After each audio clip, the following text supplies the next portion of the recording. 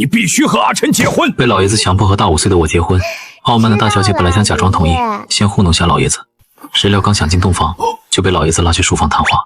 你别跟我玩什么新婚同房不同床，婚后互不干涉，各玩各的那一套。风婉宁愣住了，爷爷怎么知道我的想法？爷爷难道是我肚子里的蛔虫？只要你生个孩子，其他的我都不管你。爷爷，你这是把我当成只会生孩子的那种女人了吗？你是想当生完孩子想去哪儿玩就去哪儿玩的女人，还是想去公司当朝九晚五，每天工作10几个小时的牛马？你自己选一个。不管你是选哪种，反正一定要生孩子，就算你去上班也得生孩子。好，我生。爷爷不是想带孩子吗？我生他10个8个，累死他个糟老头子。风婉宁怒气冲冲的回房，一推开门就看见了我。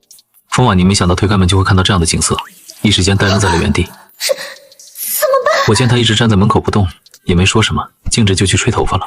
风婉宁最终还是进了屋，这才发现房间居然大变样了。不用想，肯定是赵管家，一把年纪学不会低调。这男人怎么一点都不紧张？不是说男人第一次，还是说他不是第一次了？太双标了！凭什么我是黄花大闺女，他却不是？亏大了！我吹完头发就看见风婉宁坐在沙发上，不洗澡也不说话。你不洗澡吗？风婉宁看着我气鼓鼓道。怎么？你嫌弃我脏吗？我愣了一下，不明白他为什么突然就生气了。没有啊。风婉宁哼了一声，我看着他，想了想说：“我们谈谈。”风婉宁呆呆地看着我，身体绷得紧紧的。谈什么？谈谈你想什么时候睡觉？我们现在睡觉，好不好？风婉宁根本就没办法思考，只能红着脸愣愣地看着我，好像给勾了魂一样。不是睡觉吗？为什么要亲？一日醒来，风婉宁还在睡梦中，但却凭着本能钻进了我的怀里。异样的触感让她愣了一下，开眼就看见我冷漠的眼神。你做什么？她尴尬的涨红脸，下意识的想说对不起，但话在嘴边止住了。我凭什么说对不起啊？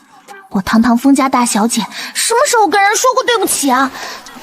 阿晨是我的老公，我对他做什么都是天经地义。想到这里，风婉宁的身体直接贴了上去，身子往我怀中钻。从女人的样子来看，我大概知道什么意思。我随即开口：“等晚上吧。”风婉宁脸一红，松开了我，然后下了床去了卫生间。我整个人松懈下来，拿着手机翻出了软件，查看女人的排卵期。当初风老爷子主动找上我，和我谈判，让我和风婉宁结婚。风老爷子开出的条件让我无法拒绝，各种股份财产赠送，而对我的要求只有2点：第一，婚后辅助、扶持、督促风婉宁成才，将来能担起风氏重任；第二，尽快生下风家继承人，得尽快让她怀上孩子。风婉宁在浴室洗了个澡出来，看见我已经洗漱穿好了衣服，两人就一同下了楼。风老爷子在餐厅吃早餐，赵管家在一旁伺候着。两人看见风婉宁和我出现的时候愣了一下，风老爷子和赵管家交换了一个眼神，他俩不会什么都没发生吧？风婉宁根本就没有注意到2个老人的眼神，给我弄份早餐来，自顾自地坐下，我饿坏了，让佣人给他弄早餐来。我浅笑着和风老爷子打了招呼，也找了个位置坐下。阿晨，晚上睡得好吗？挺好的。风婉宁莫名的红了脸。风老见我气色不错的模样，知道我没说谎。风老爷子瞪了风婉宁一眼，风婉宁被瞪得莫名其妙。一大早的瞪我做什么？婚也结了，洞房也入了，还有什么不满意的？爷爷年纪越大越难伺候，有我这么漂亮听话的孙女还不知足。吃完了早饭我就上班去了。风婉宁想回房睡个回笼觉，昨晚上折腾了一晚上，她其实也没睡好。风老爷子叫住了她：“站住！你干嘛去？回房睡觉啊。”“睡什么睡？给我滚去公司上班！”“什么？爷爷，你让我去公司上班？你之前不是说只要我安心在家生孩子，就不用去上班吗？”“那你有安心生孩子吗？”“我怎么没有？”“哼，有没有都是你说了算，我怎么知道？”“我难道还会骗你？”“你骗我的难道还少了？”“老赵，去拿刀。”“是。”“爷爷，你拿刀做什么？”“当然是不活了，我还能做什么？”“爷爷，你难道没学过狼来了的故事吗？”“以前我担心我要是出了意外，你一个人孤零零在这世上过苦日子，但现在我不担心了。阿晨是个厉害又有情有义的男人，我要是真的去了，他会照顾好你，也会经营好风氏，所以我现在可以安心的去了。老赵，快点拿最锋利的。”“是。”我去当牛马还不成吗？我真的是亏大了，白天要去上班，晚上还要加班，早晚累死。于是风婉宁认命的跟着风老爷子去了公司。你给我从基层做起，准备做2、3年，每个部门都去待几个月。一个管理者如果不知道底层的业务，是很容易被下面的人糊弄的。等风老爷子和风婉宁下班，刚到家就见管家急匆匆的跑了出来。老爷，小姐，你们可算回来了。姑爷他怎么了？姑爷他出差去了，让我告诉你们一声。吓我一跳。风老爷子皱眉瞪着风婉宁，女人被瞪得莫名其妙。爷，你这么瞪着我干什么？我为什么这么瞪着你？你自己心里没数吗？我有数就不会问你了。你老实说，昨晚上是不是表现得不好？什么我表现不好？还能有什么？当然是在出。谁说的？这还用谁说？这不是很明显吗？如果你真的表现好，阿晨会去出差吗？他去出差是因为他工作忙，跟我表现好不好有什么关系？阿晨他怎么早不出差晚不出差，偏偏在新婚夜之后就出差？很明显是你表现不好，躲避你。你要是表现好，阿晨会舍得丢下新婚的你去出差。男女之事你现在也体验过了，你扪心自问，你现在舍得抛下阿晨去出差吗？风婉宁被问住了。我确实是舍不得，我对那男人是没有感情，但却不得不承认，昨晚上我是非常快乐的。而阿晨去出差是逃避和我做那种事。风老爷子看见风婉宁疑惑，彻底心满意足了。就得打压他，不然他还真的以为自己魅力无限呢。我7天之后才出差归来，看到我突然回来，风婉宁愣了一下。风老爷子看见我回来，很高兴问我出差的事情。出差顺利吗？一切顺利。我一边吃一边回答。风婉宁就闷头吃饭。在风老爷子和我聊得正有劲的时候，风婉宁吃完了，放下筷子，起身一言不发地离开了。你一出差就是1个星期，婉民有点不开心，你多哄哄他。我出差他不开心什么？不是应该开心吗？我知道了，爷爷让我哄，我就哄哄吧。我吃完回到房间，风婉宁坐在沙发上刷手机，我没有说话，去洗澡了。风婉宁本来以为我会跟她说话，一声不响的出差7天，就没话对我说吗？虽然是没感情的豪门联姻，但这也实在太没感情了一点吧，真让人寒心。我洗了澡，简单穿了一条睡裤就出来了。风婉宁听见动静，抬起头就看见了这一幕。要睡觉吗？这话是什么意思？什么睡觉？是单纯的睡觉，还是像新婚夜那样睡觉？她红着脸，一时间不知道怎么回答。不睡吗？睡自己的老公，我害羞什么？为什么不睡？睡，必须睡！你不要误会，我和你睡觉，并不是因为我喜欢你或者我想，是因为爷爷想要抱重孙了。死嘴，说什么呢？我什么时候把他当生子工具了？我知道，你今天更好是排卵期。我都知道，被当成生子工具都不生气，脾气也太好了吧？我看到女人变幻不定的表情，问道：“怎么了？”风婉宁像是忽然回过神，摇头道：“没怎么，睡觉吧。”躺在床上后，风婉宁有点紧张。新婚夜是阿晨主动的，可现在要我主动吗？我主动也不是不行，但是我害羞啊，而且应该怎么开始呢？是先拥抱还是先亲吻？我躺在床上等了一会儿，他这是害羞了吧？我也害羞啊。好吧，为了最终目的，看来今天晚上还是得自己主动。我本来想说点什么的，但我们不熟，也不知道说什么，索性就什么都不说，低头就吻了上去。上了几天班，风婉宁也有了比较准时的上午钟。一日在我醒来的时候，她就醒了。两人互相看了一眼，就各自起床去洗漱。洗漱好下楼吃早餐。风老爷子看着神清气爽、一脸耀足的风婉宁，扯了扯嘴角。这丫头前几天都一脸怨气，昨晚上老公一回来，现在神情里的得意和满足藏都藏不住。也不知道当初是谁不想联姻，打脸来得真快。如果不是当着她老公的面要给面子，我现在高低要嘲笑她几句。吃过早饭，三人就去上班了。风婉宁和风老爷子去公司，车上风老爷子问风婉宁：“昨晚上阿晨哄你没有？”风婉宁的脸一下就红了，看了风老爷子一眼说：“他哄我做什么？我又不是小孩子。”风老爷子有一丝诧异：“他没哄，阿晨明明答应我要哄你的。”你让他哄我？爷爷，你怎么说的？什么怎么说的？当然是直说。说他出差1个星期，你想他了？心情不好，让他哄着你点儿。这一刻，千娇百宠的风大小姐天塌了。爷爷，你怎么能胡说八道呢？我什么时候想他了？我的脸丢尽了！爷爷，你真的是气死我了！你没想他，那你这1星期每天都嘟嘟个嘴是干什么？好像谁欠你几百亿没还一样，那是怎么回事啊？风婉宁红着脸，咬牙死不承认。怎么了？生气了？自闭了？风婉宁转头看向窗外，彻底不想说话了。中午我约了公司顶流石月游吃饭，想跟他谈直播带货的事。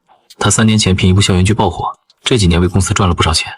我也清楚以他的地位，长期带货会掉价，只打算让他偶尔出镜，给旗下其他艺人引流，顺便帮僵尸做推广。这是我第一次见真人，一头张扬的白长发，一看就不好相处。简单寒暄后，我边吃饭边说明了来意。具体的细节流程，你跟我经纪人商量。我愣了一下，外界都说石月游脾气差，难沟通。他虽没做过出格的事，却性子傲，说翻脸就翻脸。公司常为他善后，不少合作也因他一时脾气告吹。我本以为今天要费尽心机劝说，没想到他竟爽快答应了。看来也并非传闻中那般难相处。好，这是这里的招牌菜，你尝尝。我看着石月游，觉得他有点奇怪，他这是在巴结讨好我吗？可他看着不是这样的人啊。石月游没说话，垂眸用餐，脸颊微微泛红，而我并没有注意到。两人用完餐，走出包间。阿晨，你也在这里用餐啊？看了一眼风婉宁，她正冷着眼看着石月游，感受到我的目光，娇嗔地看了我一眼，哼了一声就离开了视线。不知道什么地方又惹到他了，果然是小孩子的脸说变就变。简单的说了2句，就各自分开了。离开的时候，石月游问我：“你和风老爷子很熟？”我点头笑着说：“我和风婉宁结婚了。”石月游愣了一下，诧异震惊地看着我：“怎么，很惊异吗？”石月游终于回过神，看着我神情越发的疏离。僵尸是遇到什么麻烦了吗？不然你为什么要娶一个负面新闻多的纨绔大小姐？没有，你放心，僵尸目前很好，很稳定。那你为什么要和他结婚？我本来以为石月游是担心僵尸的情况不好，现在看来却好像不是。当然是因为喜欢啊，老公喜欢老婆天经地义。这个回答任何人都挑不出借口。石月游冷着脸不再说话。接下来的行程，他再也没有说过任何一句话。下了班，白依依他们几人约风婉宁去玩，风婉宁去了地方，找了个位置坐下，刚好坐在了江江身边。江江就歪着脑袋，在他的耳边说悄悄话：“你怎么来了？我哥不是出差回来了吗？”风婉宁冷着眼看了江江一眼，哼了一声说：“回来了还不如不回来呢，一回来就跟其他不三不四的女人在一起，让人看了就心烦，还不如一直在外出差，我眼不见心不烦。”江江见他这样，疑惑道：“你阴阳怪气干什么？要你管？你未免管得太宽了。你家住海边的，而且你上学的时候，老师没有教过你要尊老爱幼吗？这就是你对长辈的态度吗？”江江愣了一下，长辈？我是你嫂子，难道不是长辈？江江被噎了一下，正想反驳，柳如烟开口了：“你们两个凑在一起嘀咕什么呢？”其他人也用狐疑审视的目光打量着两人，他们最近两人感觉都不对劲，只要遇见就凑在一起嘀嘀咕咕的，好像有什么事情瞒着他们。江江正想说话，风婉宁挺直了腰杆说：“我在教育他。”朋友们听完了这话都觉得好笑，笑着问：“你怎么教育他的？”我教育他要尊敬长辈。那你教育他要尊敬哪个长辈？这里有他的长辈吗？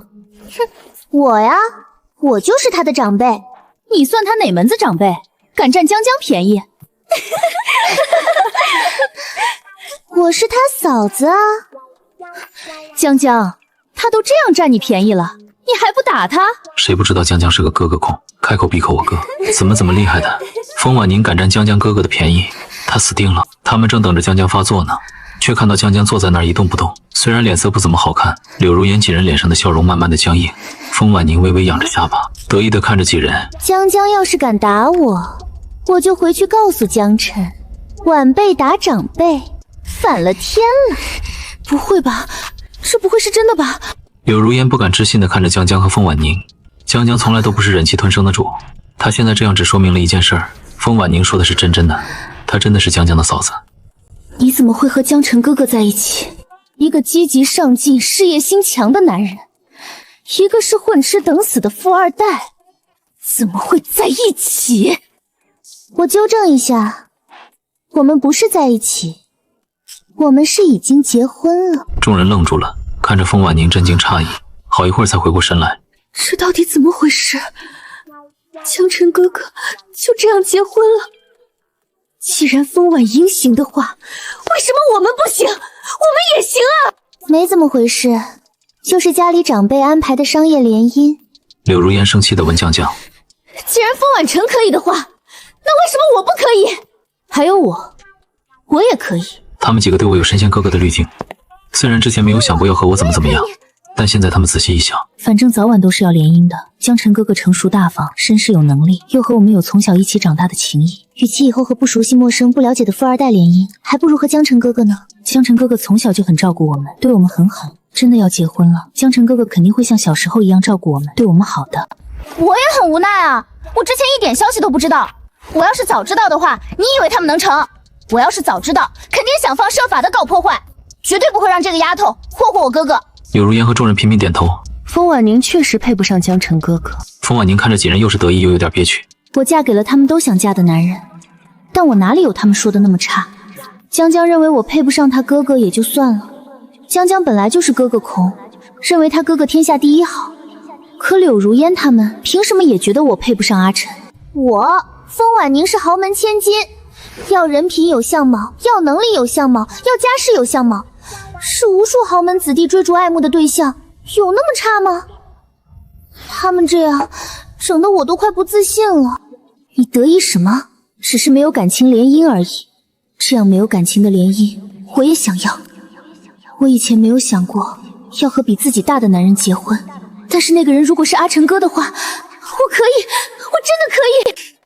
你们懂什么？你们真的以为只是没有感情的豪门联姻吗？要是真的只是没有感情只有利益的豪门联姻，他为什么不找其他豪门小姐联姻？圈子难道没有比我家有钱而年龄能力又和他相当的女人吗？江晨那样的男人想找什么样的联姻对象找不到，为什么偏偏是我？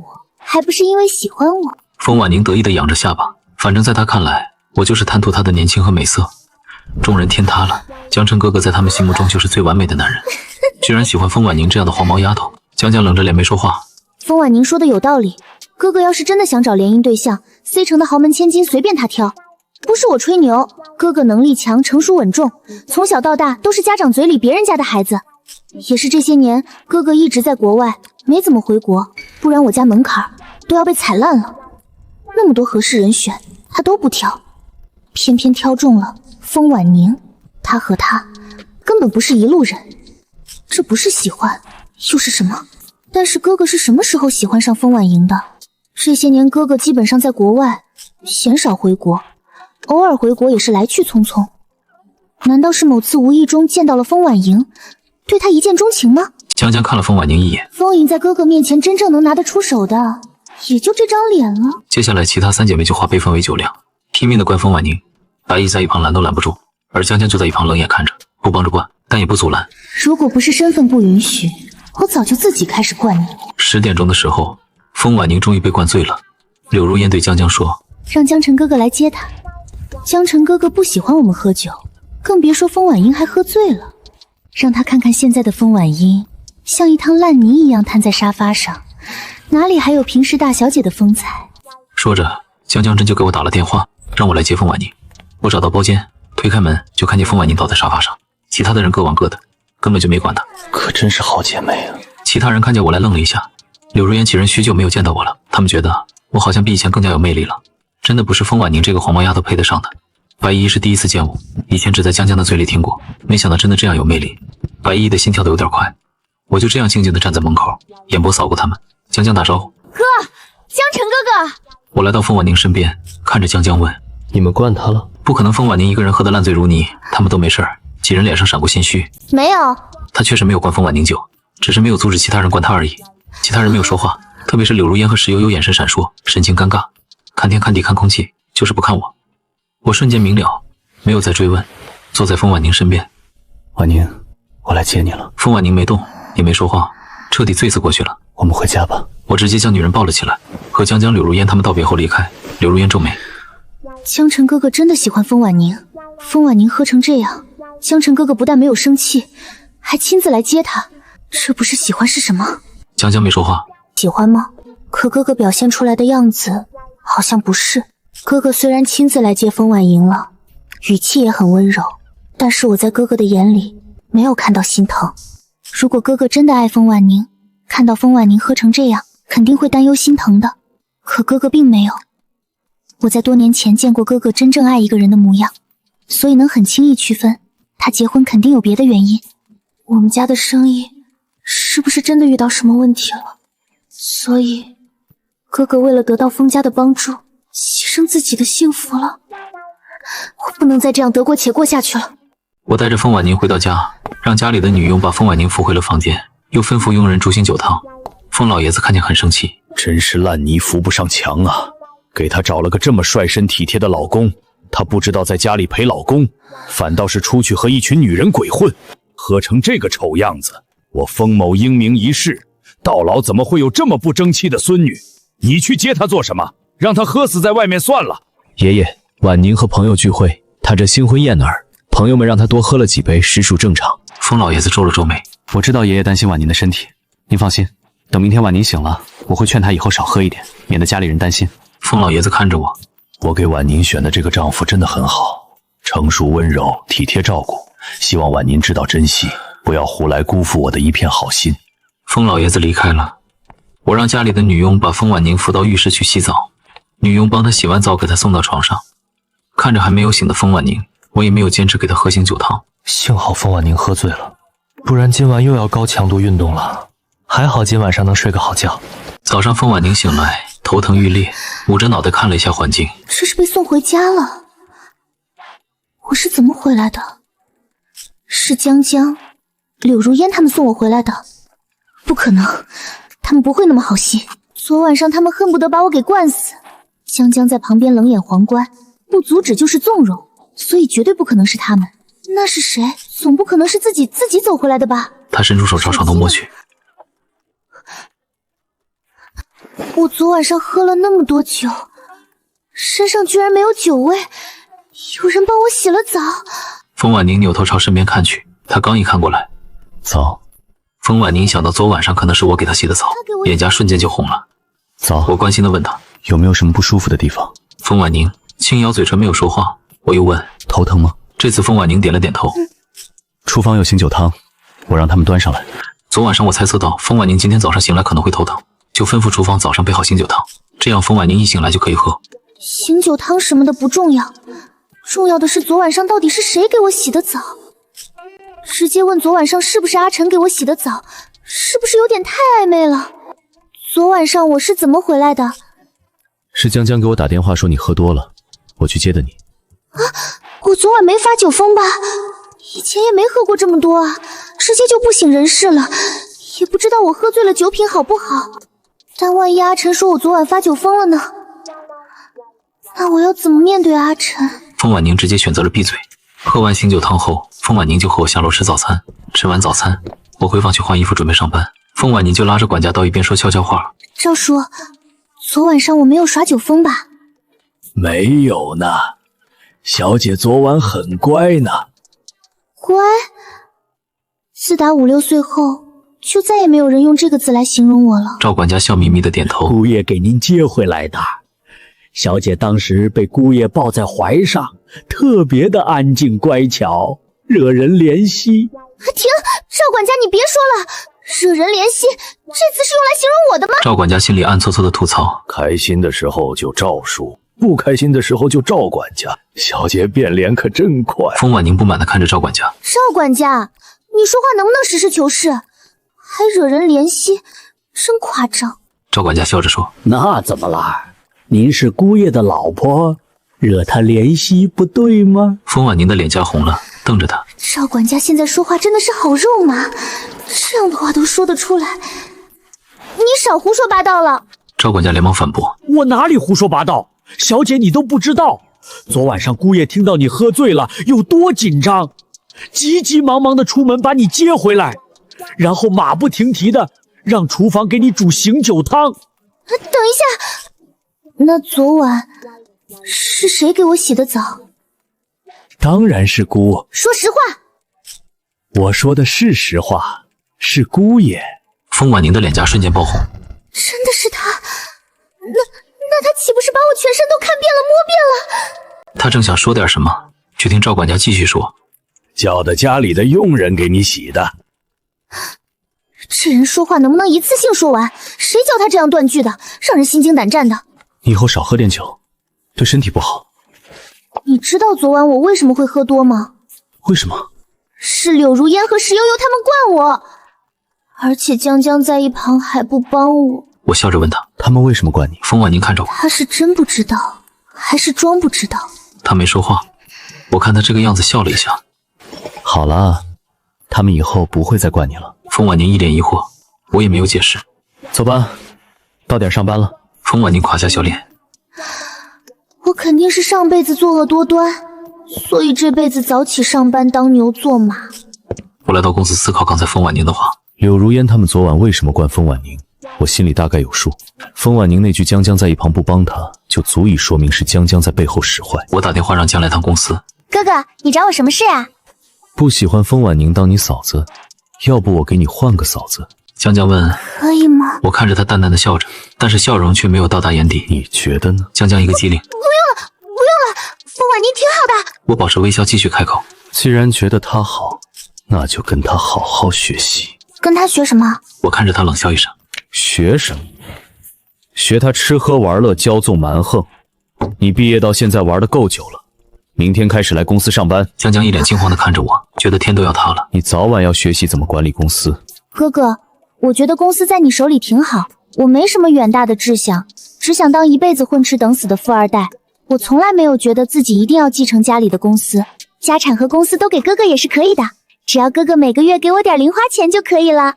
那是你觉得，怎么你想跟风婉宁学？不想。我这才真心实意的笑着夸赞江江真乖。哥哥怎么这样夸我？我已经不是小孩子了，不过被哥哥夸了真开心。江江开开心心的离开公司，送走江江，我又发消息跟柳如烟、石悠悠的父母聊了聊，关心的询问了长辈们的近况，也没什么事。然后自然而然的说起江江要进公司上班的事。两家的长辈感叹：江江终于懂事了。柳如烟、石悠和他从小一起长大，有班当然是让他们一起上。我的想法很简单，他们几个都上班了，就没有这么多精力时间去想怎么折腾风婉宁了。两家长辈立刻就通知了柳如烟和石悠悠，两人反抗，被两家父母无情的堵了回去。你的好姐妹婉宁、江江都去上班了，你们不是好姐妹吗？有福同享，有难同当。风婉宁就算了，她是风家唯一继承人，早晚都是要上班的。可江江这个白富美玩得好好的，怎么也想不通要去上班了。两人在群里问江江：“江江，你好端端为什么想不通去上班了呀？”石悠悠跟上：“你该不会是想跟江晨争夺家产吧？”什么？你居然有这么大逆不道、自寻死路的想法？就你这榆木脑袋，能争得过江晨？反正你要是和江晨争家产的话，我俩是不会帮你的哦。对，我们帮江晨。两个人七嘴八舌，一唱一和。江江听见手机响，看见消息，两眼一黑。我这都是什么塑料姐妹花啊！自己什么都没说，他们就脑补了一出大戏。我什么时候说要跟哥哥争家产了呀？我还想多活几年呢。石悠悠的消息再次传来：“江江，你放心，你要是被江晨弄死了，我们会给你收尸的。这是这么多年的兄妹，我们唯一能为你做的。那我可真谢谢你们哦。”风婉宁冒泡了。听你们这样说的，江晨好像很可怕。柳如烟为江晨辩解：“怎么会？江晨哥哥是世界上最温柔帅气的男人。”婉宁，你一定要保护好自己。风婉宁疑惑：“我需要怕他？他难道还能吃了我？”群里其他人发了一连串的省略号，风婉宁更疑惑了：“你们这是干嘛？为什么都发这样的符号？”群里沉默安静了一会儿，最后还是柳如烟忍不住先说话：“那什么，婉宁吃了吗？”风婉宁看着这条信息：“吃什么？早饭吃了，午饭还没吃。怎么想约我吃午饭？不妨我告诉你们，老娘现在上班了，日理万机，忙得很呢。想约我吃午饭，要提前预约哟。”其他人又是一连串的省略号，风婉宁一脸问号：“你们到底是怎么了？”柳如烟，你说。柳如烟一脸无语：“问的是江晨哥哥吃了你吗？”这下轮到风婉宁在群里发省略号了，她发完就沉默了，脸红了个透彻。这些人怎么这么没有边界感呀？怎么什么问题都敢问？我们夫妻俩之前的私事是他们应该问的吗？白依依追问道：“这是什么意思？是吃了还是没吃？”风婉宁气急：“关你什么事？你家住海边啊，管那么宽？哟，我只是随口问问，怎么就急眼了？看来是没吃啊。而且你怎么知道我家在海边有别墅？”白依依想着昨晚见过的男人，江晨这种1等1的大帅哥，我昨晚都差点流口水。要不是被风婉宁捷足先登，自己高低得去搭讪要个联系方式，顺便勾引一下。按照风婉宁的性子，知道了怎么可能是这个反应？估计是还没发生什么呢。不过这也正常，家族联姻本来就没有感情，磨合熟悉一段时间再发生关系大有人在。江江也不过是其中之一。在这个圈子里，两口子为了家族利益协议结婚，在外扮演恩爱夫妻，在家嘴都没亲过的有的是。见风婉宁没有反驳，江江皱眉，都结婚了还没发生关系，绝对不可能是哥哥的问题，肯定是风婉宁的问题。风婉宁心里不满，但迫于风老爷子手段强硬，他不肯和江晨哥哥睡觉，这简直是莫大的侮辱。风婉宁这个混蛋居然敢这样侮辱我哥哥。江江想为哥哥出头，但我总不能逼着风婉宁去和自己哥哥去做那种事情吧，那多丢脸。江江想了许久，心生一计，给我发消息约我晚上吃饭。我答应了，晚上下班就直接去了江江订好的餐厅。本来以为只有我和江江2个人，却没想到还有其他的人。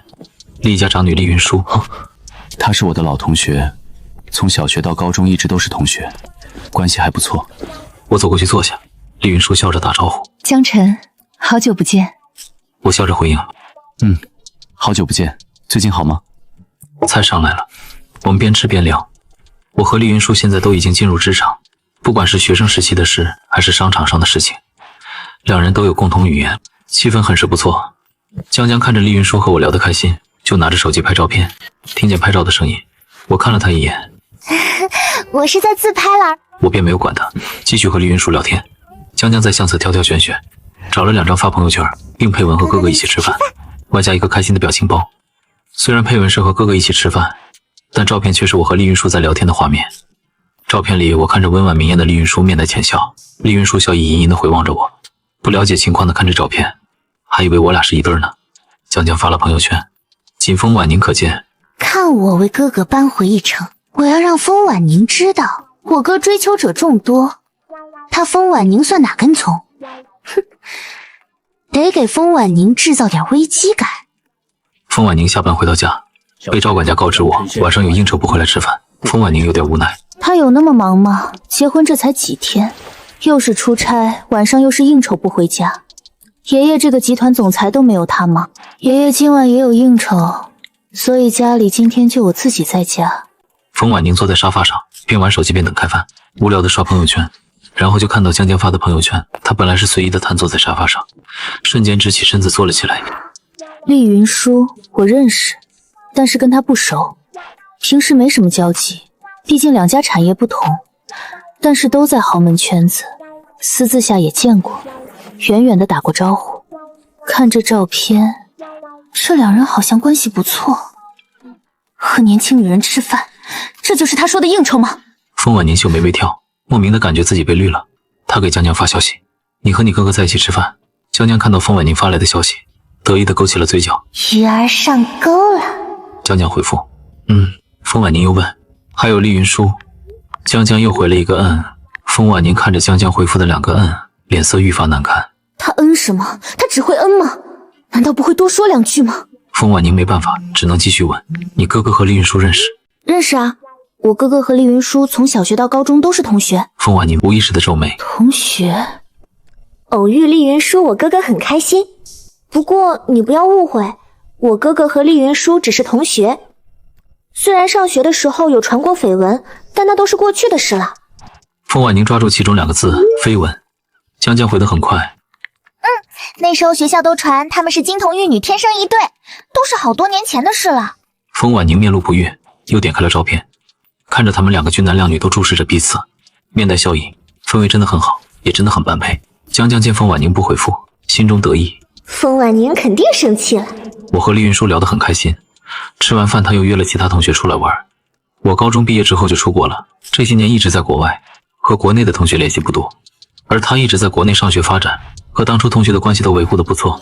他们来了之后看到我也在，都很开心，也很好奇我毕业后的生活轨迹。他们围在我身边追问我这几年的事业感情。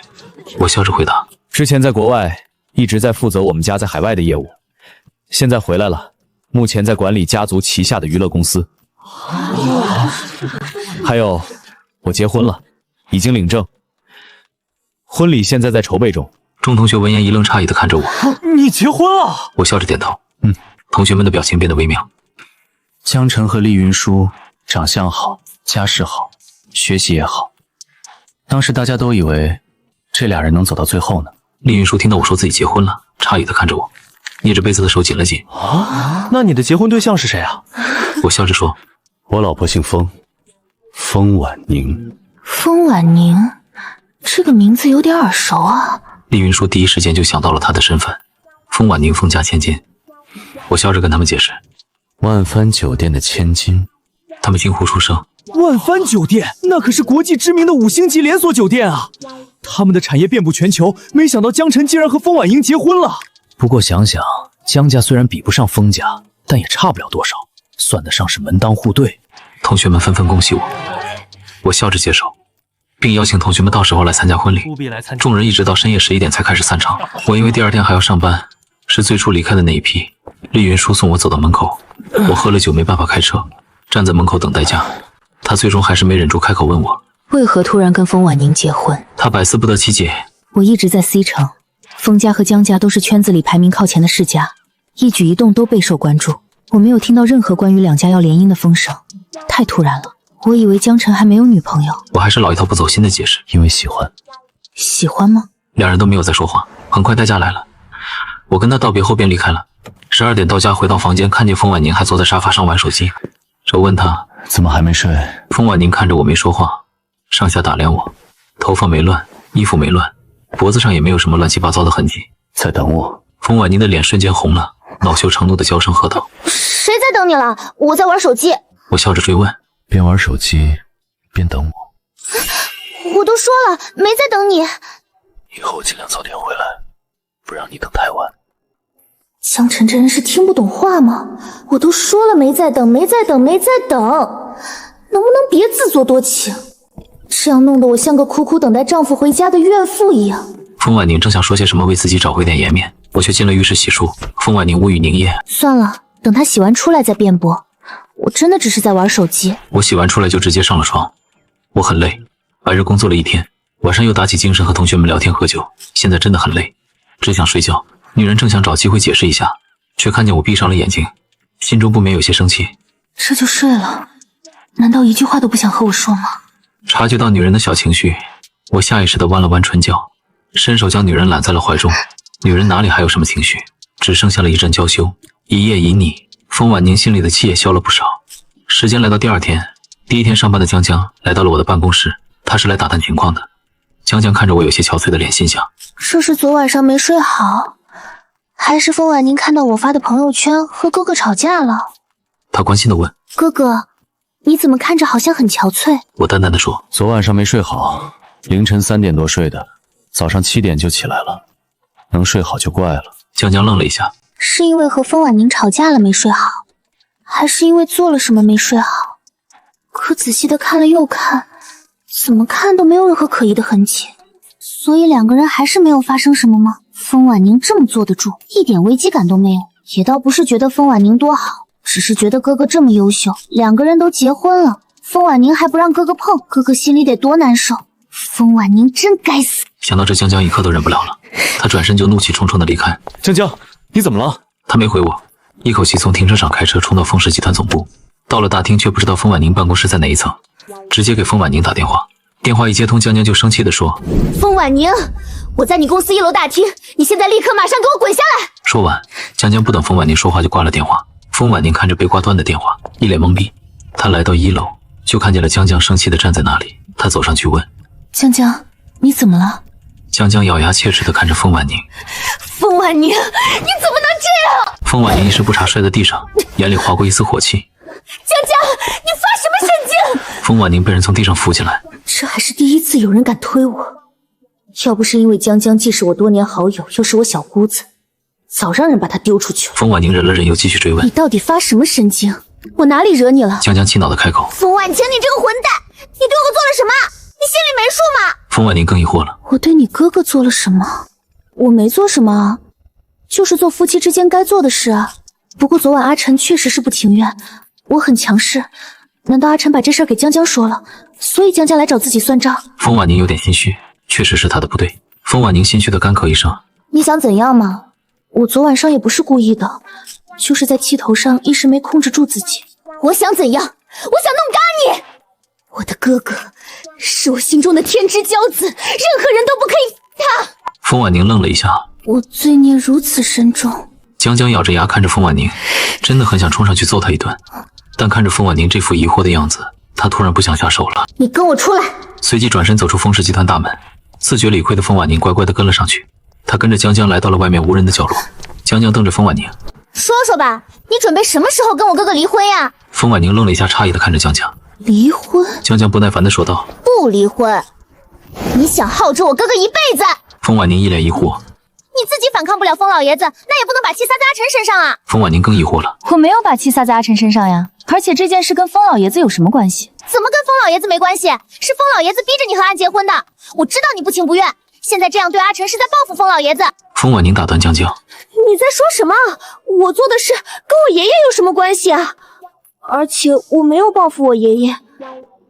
昨晚上的事确实是我不对。”这次换成江江开始疑惑了。昨晚上的事，但是这也不能怪我，这是我一个人的错吗？你哥哥难道就没有错吗？我哥哥有什么错？风婉宁带着一丝委屈的开口：“你哥哥作为一个有妇之夫，却跟女同学玩到深更半夜才回家，难道没错？”江江冷静了下来，他发现自己和风婉宁说的根本就不是同一件事儿。所以昨晚你和阿晨因为厉云舒吵架了，你哥哥是这么跟你说的？我哥哥什么都没说。风婉宁无语。那你今天因为啥大发脾气？江江想了一下说：“你和我哥哥离婚吧。”风婉宁更无语了。这事儿是你我能说了算的，我要是说了能算，就不会和你哥哥结婚。而且我不是个把婚姻当儿戏的女人。江江冷哼一声，说的好像你是一个多么有责任感的女人一样。我本来就是。江江差点被他的不要脸给气笑了。风婉宁继续开口：“江江，我不明白，我到底做了什么事，你非得让我和你哥哥离婚？”他不明白，明明最初他和我结婚，江江虽然不赞同，但也没有这么激烈的反对，现在却态度强硬的要求他和我离婚。你做了什么？你自己心里有数。江江一说到这个就来气儿，凶巴巴的瞪着风婉宁。风婉宁下意识的后退了一步。我没做什么呀，非要我说明白是吧？你既然和我阿晨结了婚，你就应该尽到一个妻子应尽的责任与义务。你如果真的那么讨厌我阿晨，当初你就应该咬牙坚持不结婚。可你嫁了，却把我哥当个摆件不看不碰。你知道这样对我哥哥一个男人来说是多大的伤害与侮辱吗？风婉宁诧异的看着江江。不看不碰？既然这样，就跟我哥哥离婚吧，不要耽误我哥哥。风婉宁疑问：“等一下，谁跟你说的？我不看不碰。我告诉你，我天天碰，我一天晚上碰好几次。”两人对视了一眼，都有点尴尬，特别是风婉宁红了脸，江江看着他也莫名的红了脸。真的？什么真的假的？你难道是觉得我在骗你？江江有些尴尬的开口。那你在群里为什么不说，害我误会？风婉宁无语的说。难道你希望我到处炫耀我和你哥哥睡了？我在你心里就这么没品？那倒不是，我那惊为天人的哥哥，最终还是被自己这个骄纵蛮横的闺蜜啃了。江江好奇的开口。那你昨晚和我哥哥发生什么事了？风婉宁突然就心虚的不敢看江江了。没什么，说实话。风婉宁这样子一看就有问题。江江一脸严肃的质问他。风婉宁犹豫了一下说：“就是昨晚你哥哥不想，我强迫他。”他的声音越来越小，最后几个字好像蚊子嗡嗡。江江开始还没听懂什么东西，几秒之后才反应过来，咬牙切齿瞪着风婉宁。风婉宁扭头就跑，声音从风中传来：“你不懂这是夫妻情趣，现在都这么玩。”江江回到公司找到我说：“哥哥，如果风婉晴对你不好，或者做什么对不起你的事，你告诉我，我去揍他。”我笑着点头。我到时候告诉你。不过，他对我挺好的。哥哥都被强迫了，还说他好？难道真是我不懂？真的是夫妻情趣？江江带着满心的疑惑离开了。我觉得今天的江江怪怪的。江江和风婉宁1楼发生的事儿被人汇报给了风老爷子，他猜想肯定是风婉宁做错了什么，江江才会这么做。但是风家就这一根独苗，风老爷子从小宠到大的孙女，自己平时再怎么教育都舍不得动她一下。风老爷子有点生气，在吃晚饭的时候说起了这件事。听说江江今天在1楼推倒了你，还要打你。风婉宁愣住，抬头看我一眼。我诧异的看着风婉宁问：“他给你推倒了？”风婉宁没有说话，看来是了。我继续问：“他为什么要推你？”风婉宁还是没说话，他感觉自己说不出口。风老爷子说：“江江不是不懂事的孩子，肯定你做错事情。”风婉宁语气带点恼羞成怒：“爷爷，你别管了，这是我和江江之间的事情。就凭他昨晚上对我做的事儿，江江就是真的揍他，他也认了。”风老爷子皱眉说：“既然是你做错了，就去给江江和你婆婆公公道个歉。”我看向风老爷子：“爷爷，我会找江江问清楚的。”风老爷子看着我说：“婉宁从小被我惯坏了，肯定是她做错了事，你别管她，这是她自找的。”我点头没再说话，但心里知道爷爷不会刻意说起这件事，这是在点我呢。我也能理解，风婉宁是风家唯一的子嗣，爷爷非常宝贝她。江江做事情太冲动了，这个人也就是江江，要是换成另外一个人，爷爷早就大开杀戒了。吃完饭，我和风婉宁回到房间。江江为什么对你动手？风婉宁什么都不说。我继续说：“你不说我就去问江江。”风婉宁还是不说话。我见风婉宁真的不说，就给江江打电话。电话接通，我直接开口：“为什么要对风婉宁动手？”江江愣了一下，咬牙：“因为他做的不对。”我皱眉：“他做了什么？”江江气鼓鼓地说：“去问他自己。”我问了，他不说。哼，那是他理亏，没脸说。我声音严肃了几分：“所以，到底是因为什么？”江江听声音就知道我生气了，我以为他凌辱了你。我疑惑问道：“何以见得？”江江沉默了，有些话即使是对自己的亲哥哥，他也不好意思说出口。我看了眼旁边坐立难安的风婉宁，这两人都支支吾吾的。到底是什么事？这下江江不敢不说了，小声嘀咕：“谁让他昨晚上强迫你的？”听见这话，山崩于前而色不变的我都忍不住耳朵一热。风婉宁和江江关系好成这样，连夫妻之间的房事都要跟江江说。风婉宁看着我红了的耳朵，感觉非常新奇。电话那边的江江还在愤愤不平，喋喋不休：“我做这些都是为了你，我要是不给他个教训，他敢强迫你一次，就敢强迫你第二次。我就不明白了，哥哥你怎么会喜欢这样的女人？再有下次的话，我真要揍他了。”我走到了阳台上，关上了落地窗，这样风婉宁就听不到我和江江说话了。风婉宁看到这一幕，心想：这是在防着我吗？我们是夫妻，难道不应该是世界上最亲密的人吗？他俩为啥要防着我？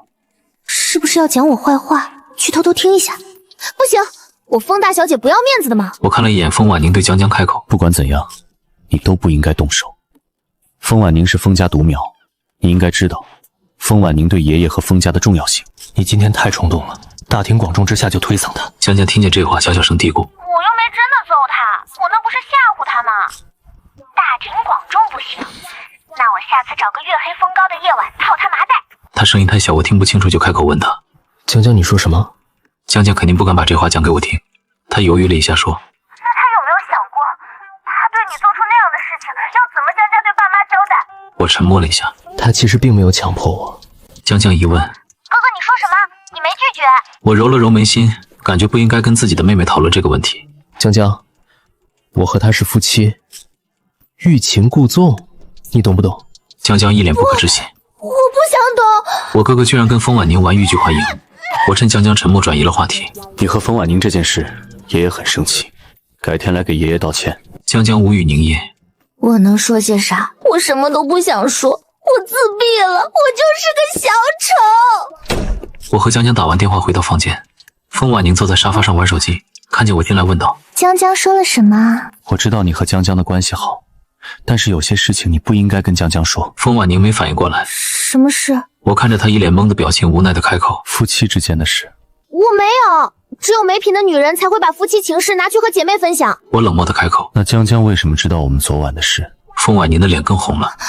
这是个意外，你相信我，我真的没有把我们之间的事拿出去说，我不是那样的人。我点头笑着说：“我相信你。”我留意到他柔弱无骨的小手上留着一道淡淡的红印，估计是被江江推倒时不慎划到的。疼吗？风婉宁看着满眼怜惜的我，红了脸庞，心跳加速。我见他不说话，凑过去对着他的手心轻轻地吹了一下。帮你吹一下就不疼了。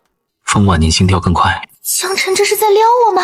救命，他好会，我的心脏要跳出来了。我看着风婉宁红透了的小脸，勾起下嘴角，俯身凑了过去，在她水润的红唇上轻轻落下一个吻，然后问她：“现在还痛吗？”风婉宁结结巴巴地回答：“不痛了。”见她这样，我笑得灿烂又阳光。真乖。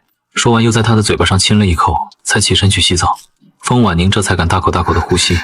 以前有各种各样的男人用各种各样的方法撩过我，我从没心动过。内心毫无波澜，甚至有点想笑。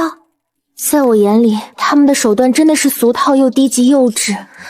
可是现在我紧张害羞的不知所措，到现在心还咚咚的快到不行。风婉宁捂着心脏倒在沙发上，一直到我洗完澡出来，风婉宁有点不敢直视我。怎么，手又疼了？我想起以前调查到的资料上显示，风婉宁是一个骄纵蛮横、生气凌人的刁蛮大小姐。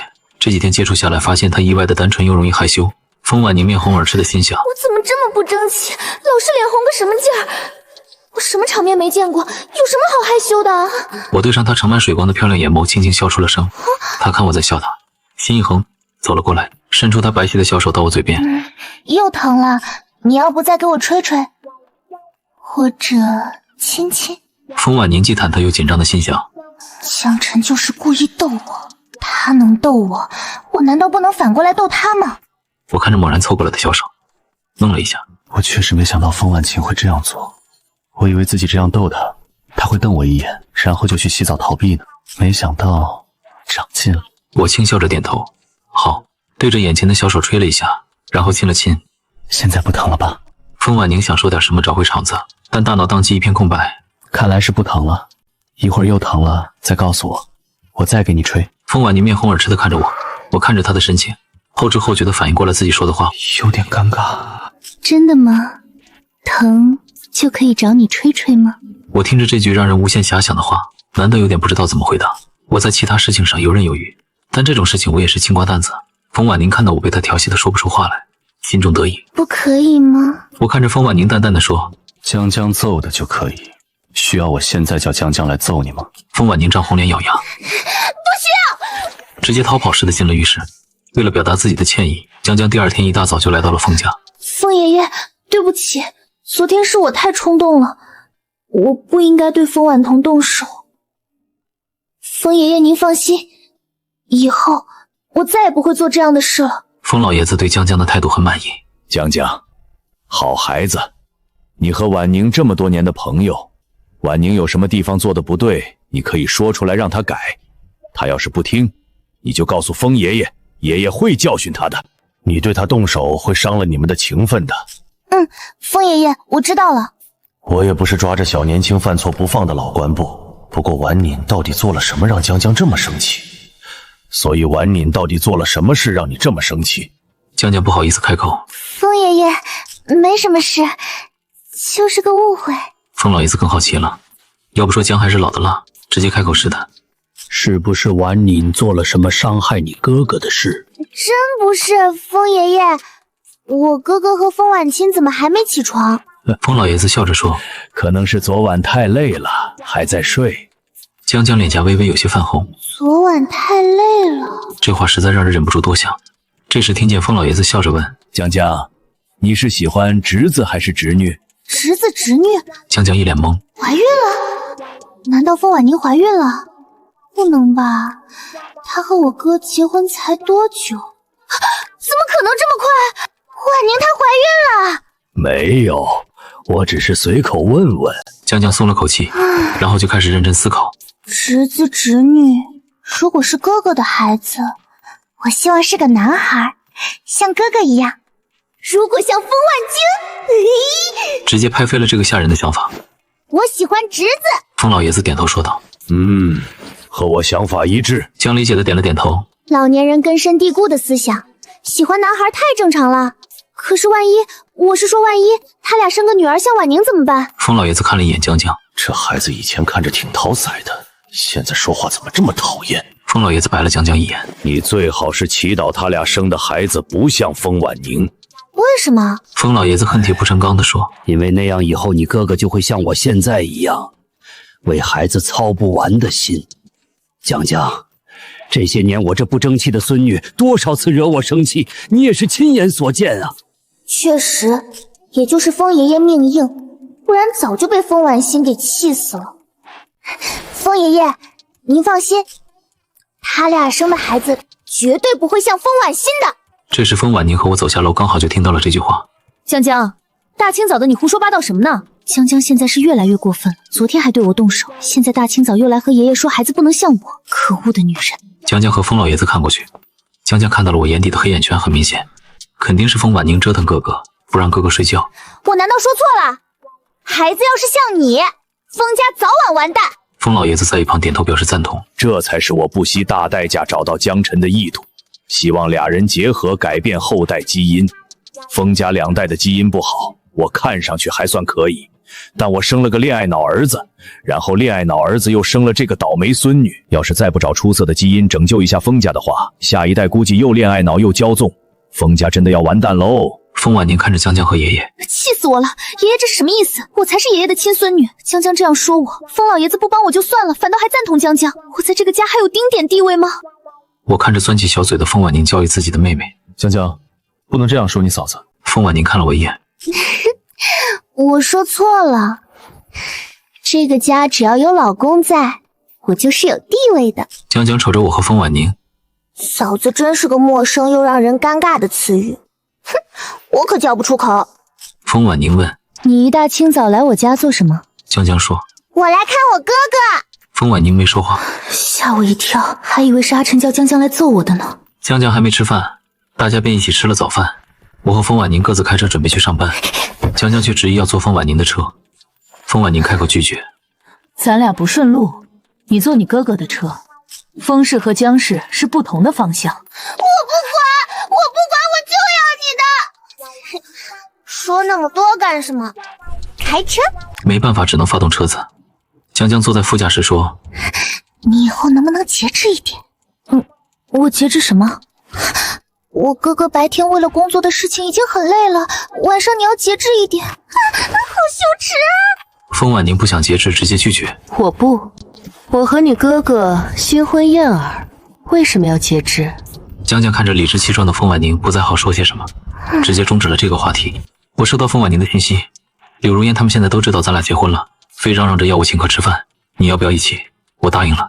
风婉宁安排好饭局，我俩提前下班赶去了饭店。风婉宁没有邀请多少人，就是柳如烟、白依依、石悠悠，还有其他几个关系还不错的女性朋友。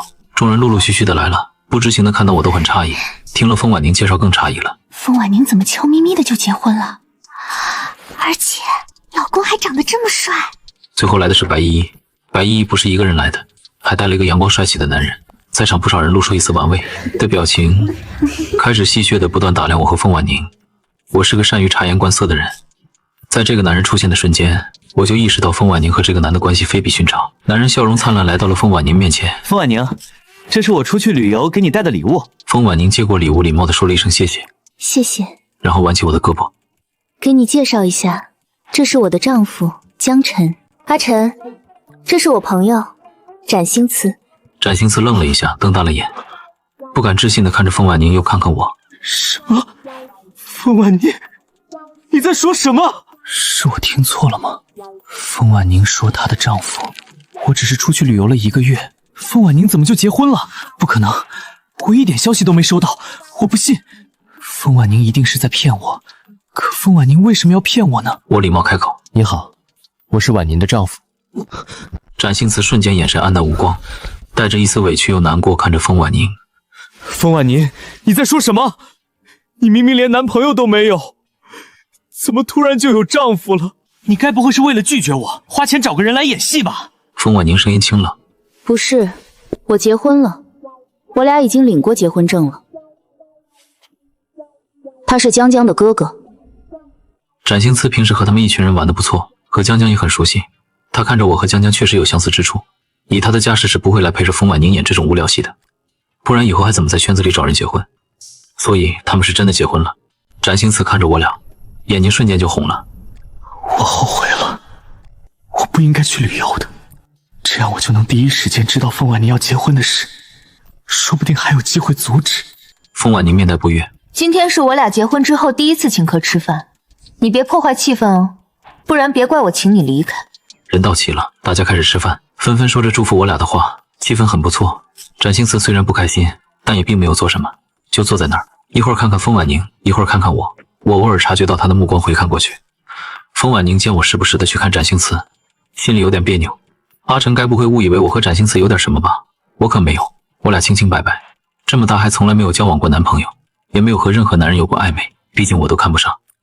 吃完了饭，众人就转战会所，开始玩游戏、唱歌、喝酒，大家玩得很开心。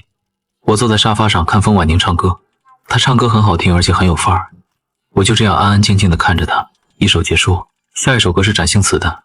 展星词拿着话筒突然关掉音乐，看着我说：“陈哥，我知道你不爱风婉宁。”他这话一出，所有人都安静下来看着展星词。陈哥，我爱她，我很爱她，只要你愿意和风婉宁离婚，条件随便你开。我刚才在圈子里打听了一番，你高中毕业就出国了，这些年很少回国，而风婉宁一直在国内，你们之间没什么接触，没接触自然没感情，突然结婚肯定就是豪门商业联姻，一切都是利益。那我也用利益打动你，让你俩离婚。风婉宁黛眉轻蹙，一双青眸带着愠怒。你在胡说八道什么？展星词认真地说：“风婉宁，他不爱你，你也不爱他，你们在一起是不会幸福的。我这是在拯救你。”风婉宁给了他一个白眼。你以为你是救世主啊？还拯救我？展星词看着有点生气的风婉宁，心想：算了，我爱他，心都偏向他，怎么可能说得过他？他继而看着我：什么条件都可以吗？风婉宁扭头不敢置信地看着我。阿晨这是什么意思？他该不会真的要答应吧？风婉宁秀眉凝起。他要是敢离婚，让我变成二婚，我弄死他。我笑着开口：100亿，我不要股票，不要古董珠宝，我要现金和房产。风婉宁身边的人轻轻碰了碰风婉宁，笑着打趣道：哟，风大小姐挺值钱啊。风婉宁没好气的一眼瞪过去，展星词脸色难看的沉默了。100亿的现金和房产我没有，我要是有的话，肯定就给了。怎么，没有吗？为什么要这么多？我看了一眼身边的风婉宁，说：你觉得不值吗？在你心中，风婉宁不值100亿吗？展星词觉得我在羞辱风婉宁，这人怎么这么过分？在我心中，风婉宁是无价之宝。既然是无价之宝，那用100亿来换它，你应该是愿意的吧？我愿意，只不过我没有那么多钱。我虽然是富二代，但并不是随便一个富二代就可以拿出100亿的。我笑了一下。那怎么办呢？展星词一脸绝望。我怎么知道怎么办？我看他不说话，继续说道：要不我等你，你努力赚钱，等你赚够了钱再来找我。100亿？我要赚多久才能赚到100亿呀？自己几斤几两我是清楚的，我就是一个混吃等死的富二代，根本就没有什么经商头脑。不过为了风婉明，我会努力的。展星词信誓旦旦的开口：这是你说的，你等我，等我赚到了这100亿给你，你就和风婉清离婚。我点头。我说的。你们都是证人。好，我们帮你做账。展星词，你要努力啊，要抓紧赚到100亿啊，不然几十年后风婉宁人老珠黄，你花100亿买它有什么用？婉宁随手从果盘里抓了一个水果砸过去。你才人老珠黄。女人顺手接住水果，咬了一口，打趣道：不愧是100亿千金的御手选的水果，真甜。这100亿千金的手再怎么也值10几亿，能不甜吗？就是。展星词一脸真诚的说道：你别听他们的，不管你多老多丑，我都喜欢。风婉宁冷哼一声，说的好像就只有我一个人会变老变丑，你们都能长生不老、青春永驻一般。要不你别再执着风婉宁了，你看我行吗？风婉宁要100亿，我给你打个对折，50亿。你们都是坏人，把快乐建立在我的痛苦上。众人一直玩闹到深夜1点才散场。不过展星词在10点就离开了。我可不想留在这儿看他俩秀恩爱，我要回家想想怎么赚钱。风婉宁和我回到家，刚回到卧室，风婉宁就对我发难：怎么，觉得价格低了还是高了？风婉宁因为想着这事儿一晚上都不开心。放心，展星奇拿不出100亿的。那万一他拿出来了呢？万一展星奇真的赚到100亿了呢？我看着他红润的小嘴，喉结滚动。既然他都拿出来了，那我就勉为其难的收下吧。风婉宁气得抬手捶了我一下。江晨，你混蛋！你真打算把我卖掉啊？我伸手握住他的手腕，将人轻轻揽进怀里，鼻尖蹭着他的发顶，闻着他身上淡淡的栀子花香，心底一片柔软。卖谁也不能卖你，我的风大小姐可是无价之宝。油嘴滑舌，刚才在会所可不是这么说的，张口就要100亿，我看你是想钱想疯了。我低笑出声，指尖摩挲着他细腻的脸颊。那不是帮你打发麻烦吗？明眼人都看得出来对你有意思，不把话说尽，以后还得缠着你。凤婉宁沉默了几秒，小手攥着我的衬衫衣角，声音闷闷的：我和他就是普通朋友，从来没有别的心思。我知道。我低头看着她泛红的眼角，心里清楚，这丫头看似骄纵，实则单纯得很。身边的朋友来来去去，她从来都分得清界限。之前江江因为误会在公司楼下推她，我就看出来了。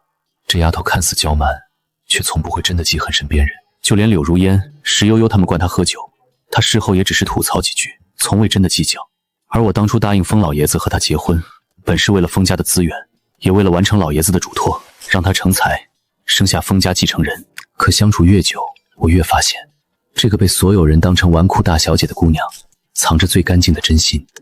她会因为我出差1周而闷闷不乐，会因为我和厉云舒吃饭而吃醋，会在我疲惫时笨拙的靠近，会在被江江误会时红着脸承认我们之间的亲密。这些细碎的瞬间，早就把我原本冰冷的计划揉成了满心的温柔。你真的相信我？我低头吻了吻她的额头。当然，我从来都信你。风婉宁的脸颊瞬间染上红晕，伸手推开我，故作镇定地转身去浴室。我去洗澡了，不理你了。这丫头总是嘴硬心软。第二天一早，我刚下楼就看到江江坐在餐厅里，一脸幽怨地盯着我。风婉宁端着牛奶走过来，看到江江的样子，忍不住笑出声。江江，你这表情，谁欠你钱啦？江江瞪了他一眼，又看向我。哥，你昨晚又没睡好，黑眼圈都快撂到下巴了。风婉宁，你能不能节制一点？风婉宁的脸刷得红了。江江，你能不能别总说这些？风老爷子从外面走进来，刚好听到这话。年轻人精力好，正常正常，我还等着抱重孙呢。风婉宁羞得躲到我身后，攥着我的衣角不说话。我轻轻拍了拍她的手，看向江江。别总调侃你嫂子，赶紧吃饭，吃完去公司上班。哥，我真的不想上班，我就想当啥也不会的富二代。不行，你已经玩够了，该学着打理公司，以后江家的产业你也有份。柳如烟和石悠悠的父母早就听了我的话，把两人也塞进了公司。如今3个昔日里只知道玩乐的姑娘，每天一起上班，虽然抱怨不断，却也慢慢踏实下来，骄纵性子也在工作里慢慢打磨，这便是我想要的结果。车上，他突然开口：你当初为什么答应和我结婚？我握着方向盘的手顿了顿，侧头看他。你想听真话？真话。一开始是爷爷找我，开出的条件我无法拒绝，也答应了他2个要求，督促你成才，生下封家继承人。但现在我只想和你好好过日子。风婉妮，我不是因为利益，不是因为约定，是因为你这个人。他猛地抬头看我，眼里满是惊讶，还有一丝不敢置信。你说真的？真的。我喜欢你的骄纵，喜欢你的单纯，喜欢你嘴硬心软的样子，喜欢和你在一起的每一刻。这场协议联姻，我早就当真了。江晨，你怎么不早说？我还以为你一直都是为了爷爷的约定。是我不好，让你受委屈了。到了公司，我刚处理完工作，厉云舒的电话就打了过来。江晨，晚上有空吗？同学聚会，大家都想让你过来。不了，我晚上要陪我太太。厉云舒沉默了几秒。我明白了，祝你幸福。谢谢。我挂了电话，心里毫无波澜。从前的同窗情谊早已随着时光淡去，如今我心里只有风婉宁一人。傍晚下班，我刚走到公司楼下，就看到风婉宁靠在车边等我，手里拿着一个保温桶。你怎么来了？我快步走过去接过她手里的东西。给你送汤。她扬起脸。赵叔炖的燕窝，说补身体。我心里一暖，牵着她的手上车。走，回家。回到家，风老爷子看到我们相携而来，笑得合不拢嘴。婚礼的事情我已经安排好了，2个月后举行，全城皆知。我要让所有人都知道，你是我们封家名正言顺的女婿。全听爷爷安排。夜里躺在床上，风婉宁依偎在我怀里，轻声说：我以前总觉得婚姻是束缚，是爷爷逼我的任务。可现在，我觉得好幸福。以后会更幸福。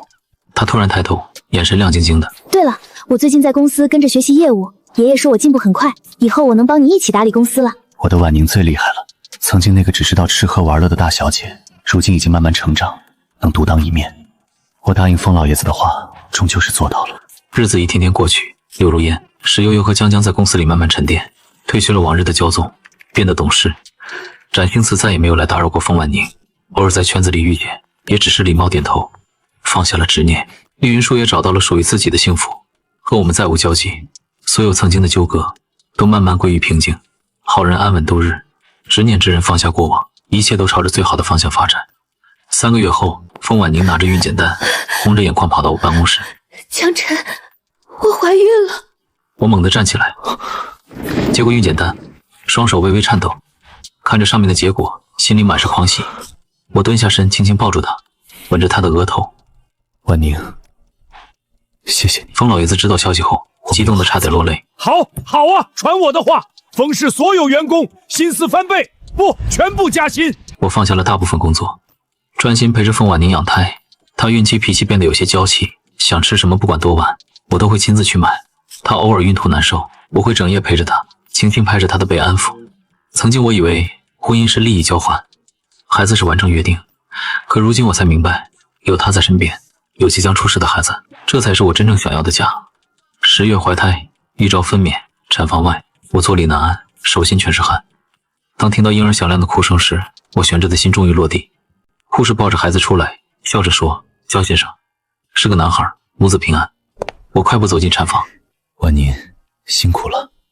江晨，你看，我们的宝宝。风老爷子给孩子取名江念风，取思念风婉宁之意，寓意我们一生相守。